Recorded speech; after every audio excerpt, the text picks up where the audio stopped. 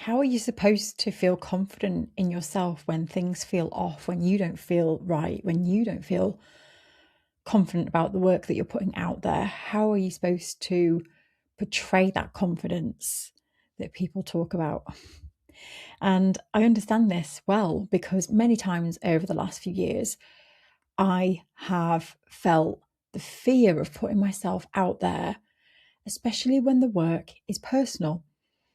It creates this anxiety of being vulnerable and sharing it.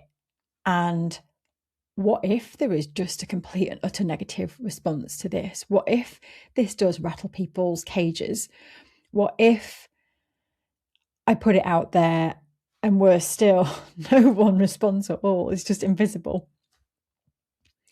So there's all these thoughts that go on when we are feeling the fear of putting ourselves out there. Another one as well is when we feel like an imposter. So we finally get the opportunity to put ourselves in this amazing place with amazing people.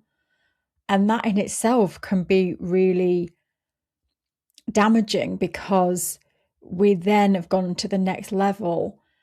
And around us are these super incredible people that we now suddenly feel like, I'm not as good as them.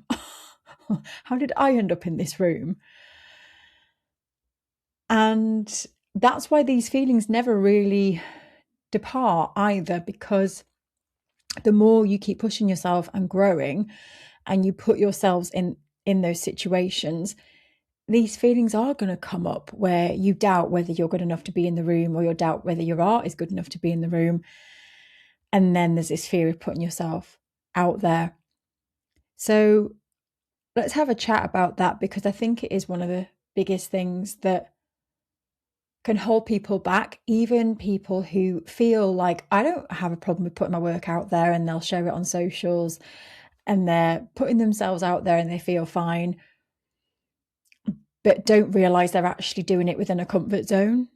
And this is what was happening to me, in fact, not long ago, where I was putting myself out there, but I was literally just doing it within a circle that I felt really comfortable in. And then I realized over time, as I started to put myself out there more into unfamiliar places, I felt the fear. So for years, I was like, I don't care what people think. I'm great. I can put my work out there. I don't care. And then all of a sudden, I did care. And that's just because now I'm stepping into unknown territory.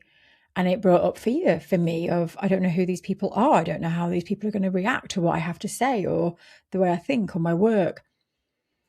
So some of the things that I have done over time to overcome this is, number one, first of all, I get really crystal clear on why this work matters to me that I'm putting out into the world, or why what I'm doing matters.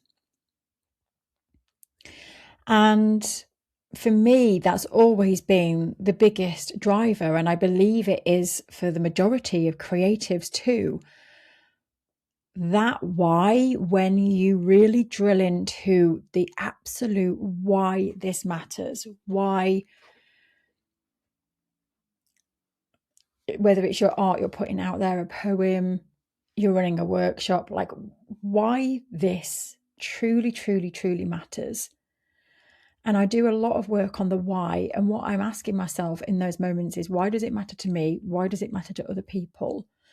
And I've got this amazing rule of 3 or 5 or as many as I can, but 3, start with 3. When I ask why something matters, I then ask again, but why that? So let me try and come up with an example here on the cuff, because I didn't prepare for this one. So actually, one that's happening to me recently, and I keep talking about this a lot, is that I've been invited to speak in these seminars. And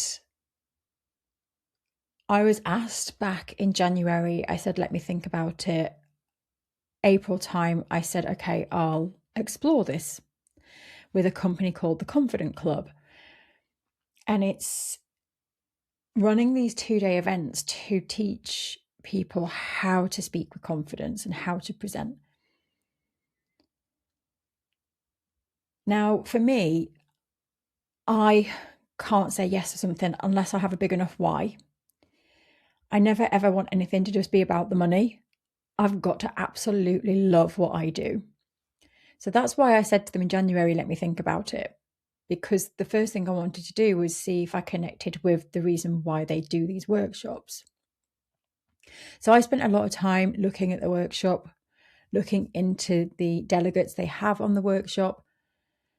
And I started to relate to that content. And I started to see that in a way, that's what I do with artists. So I am helping artists grow confidence in themselves, their work, and getting it out there. So there was a relationship there. It would not be with artists, but it would be with other human beings and helping them in that way. So I started to really deeply connect with the why there, because I have a relationship already with the reason. And I know the power of that work when you can help someone with their confidence, how life-changing it can be. So my why started to grow. And then as I started to go closer into it and it started to get difficult, and I started to question whether I should, why am I doing this? I've got so much on with United Art Space.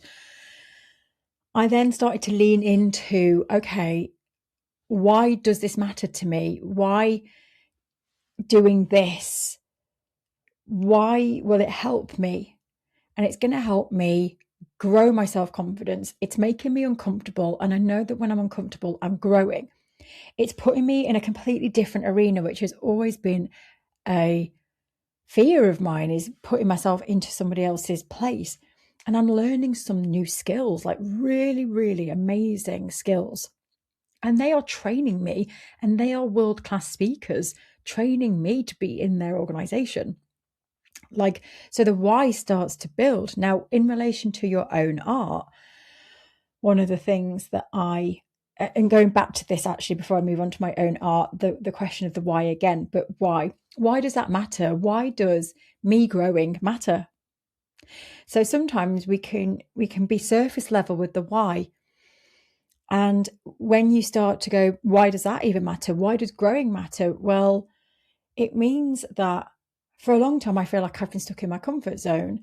And actually me growing now and learning something new is not only going to help me, it will feed into my children. It will also feed into United Art Space and what I create, and help more artists be confident, because I'm learning and up leveling my own skills.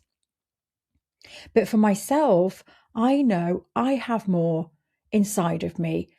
I know that I have these areas of growth, and I'm open to the challenge.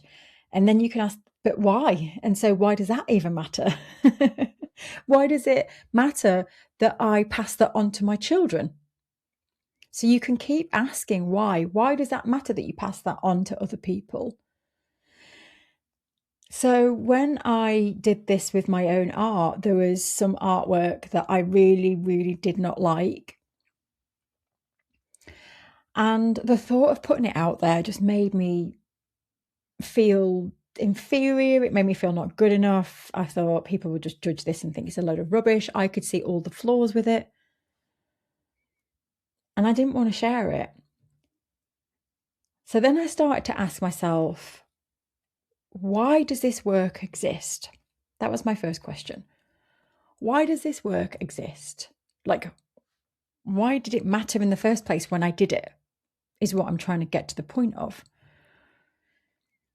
And I sat with it for a while, and I remembered that they were leaf drawings that I was doing. And it was at a time when I was separating from my partner, and I was going through a really, really bad time. And I just used to sit on the floor in my art room, drawing leaf motifs over and over and over again as a way of, well, I guess it was a way of coping. And my sketchbook was just full of these leaf motifs, and I would paint them, colour them in. And I didn't necessarily like them. They were just something that I had to do. Then when I was sat questioning the why then, so there was something I had to do, but why did I have to draw those leaves, the leaf motif? Why that? Why not a penguin over and over and over again? And I then discovered a memory of when I was 10, 11. I used to have panic attacks. And when I was at school, I would sit drawing the leaf motif over and over and over again. I didn't realize at the time because I had ADHD, and it was a form of kind of coping with the distraction in class and then the absolute anxiety of someone asking me a question. So then I realized that that's where they were born. And then when I started to ask again, but why did that matter? That's when I got into the ADHD. And then, but why did that matter in relevance to the ADHD? And by pushing the why, I unraveled so much about these leaves, the leaf motif, myself, the history behind them, where they began, how they've then featured throughout my whole creative life. And all of these stories started pouring out about these leaf artworks. And then because of that, I started to look at these in a completely different way. I had such incredible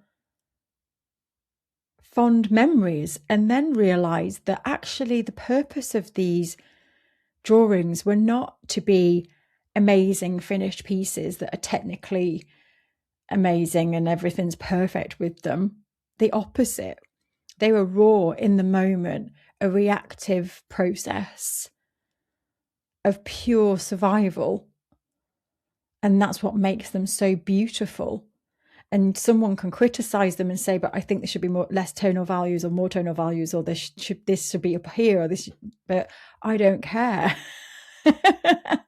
And I'm interested to hear that, of course, but I wouldn't change them.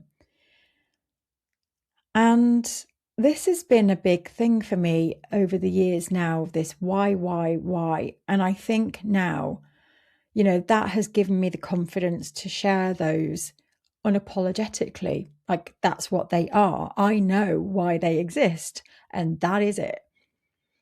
And people can critique them and say they should be different, but they're not, because that's what they are. And I want them to be that way. And there's something so empowering about owning yourself, your life, and your work in that way that gives you utter confidence in what you're doing. So ask why as many times as you can, 3 times, 5 times. The other thing that has helped me over the years too, as it relates to putting myself out there, going back to the talk, there has to be an acceptance of not everything I put out there is going to be liked.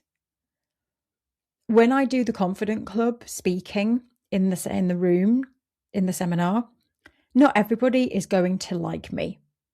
Not everyone is going to connect with me. And that is okay. Of course, I can do my best to tailor it so that I speak to everybody in the room and be inclusive and make it as varied as I can and interesting as I can for everybody. But the reality is there will be people in that room that just don't like me, that just can't maybe bear the sound of my voice, or don't like the way I shared a story. I might say something that's triggering to somebody. And I know in my heart, as long as I've gone in there not intending to do that and be myself and show up, that the outcome I'm looking for is the majority to like me. If it's the other way around, then we have a problem in that scenario. In the art world, however, I disagree with that, because sometimes we don't have to be looking for a majority to like us. We can be looking for one other person to like us. or not even like us connect with what we're doing. They don't even need to like us. They might see something though in the art that provokes a thought, provokes a feeling that they think, yeah, I like this. This is interesting to me. And when it comes to that creativity and putting it out there, it can be scary. And sometimes, if it's new especially, or if you are changing direction to something that feels a little bit controversial, where you think that this could rattle cages, you might be tackling a subject that is raw, that is personal, that's deeply personal, that you maybe don't want the origins coming back to you. You know, you don't want this coming back to you personally. You can create a pseudonym where it's under a guise of somebody else, a fictitious character that you create under the name of. So you have complete and utter freedom to be who you want creatively. You can do that, of course, but then also there is a lot to be said for someone who is creating under their own name, their own voice, and being brave enough to put that out there. And going back to that thought of not everybody is going to like it, and that is okay. And in fact, not everyone will like it. And people will let you know when they don't like it. Don't worry about that. And that's the time to grow that skin of, oh, they're one of the people that do not like me, and that is okay. We're not here to please everybody. And I know that most of us know this, and you may have heard me say this before, but I think we need reminding of it because, like I say, even I will go out there and say, I don't care what people think, but there's still an element of holdback in the type of work. And ask this question of yourself: if you had no limitations in terms of doing the kind of work that you wanted to do, that was completely free, that you knew would not come back on you in any single way, that you could just create anything, a lot of the time it's not the work that we are creating. When we're asked that question, there is something a little bit unsettling, or a little bit, that we feel like is rude, or people won't like that inside of us. I think there's a little bit of all of us like that, that we can stretch that side a little bit, that creative side that makes us feel a bit uncomfortable. And finally, the last thing to know is this kind of fake it until you become it. So going back to what I said at the beginning, sometimes it's that we are in a phase of not feeling confident because things behind the scenes are not going well. It might be for us personally, like we are falling apart. There's things happening at home that's really difficult, and yet we've got to go out there and show up as if we're confident and we've got all this together. Or it might be in your own art life. You might just be figuring things out and you just don't understand where you're going with all of this. And it can leave you feeling that lack of confidence in yourself and your work. And whenever I'm in that phase, it's that fake it till you become it. And by that, for me, it means literally going back to that why at the beginning that I said, why this matters, and literally embodying that with my posture, my smile, my shoulders back, my head held high, knowing that these leaf motifs are mine, that my voice in that seminar and the way I deliver it is me, and I am not going to be sorry for that. And having this kind of internal power that gives you that confidence, and thinking about that physiology, your body and the energy that you exert. And I do that a lot when I'm kind of like sitting down or getting myself ready to be out there to share some work, and maybe I'm not feeling so confident about it. or literally rave about why this matters, my mission is, and think about my body, my posture, my smile, and all the things that go with it to carry that message. It's really important because we don't want to be hunched over and kind of like, I'm trying to do this. I hope you like it, like that. Like, no, this is me. I am doing this. I have these leaves and this is what they mean. And I love the meaning behind them. Like someone who says it with conviction like that compared to someone who's hovering around and I've made these leaves and I know they're not the best and I know that this bit is wrong here. And anyway, so I've put them out there like that versus just owning it and being so confident in that. Massive difference. And it comes across. So practicing that outward, even if you're feeling like the other person deep down, is a great skill to develop, a great skill.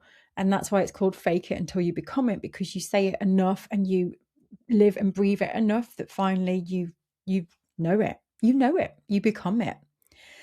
So have an amazing week, my friends. Be confident, get yourselves out there, be bold, don't be afraid. And remember one last thing. In this, it's find my voice, find my people. And that is the one next person that needs to hear or see what I have. That's it. The one next person when we're breaking this down into putting ourselves out there. Take care. Bye.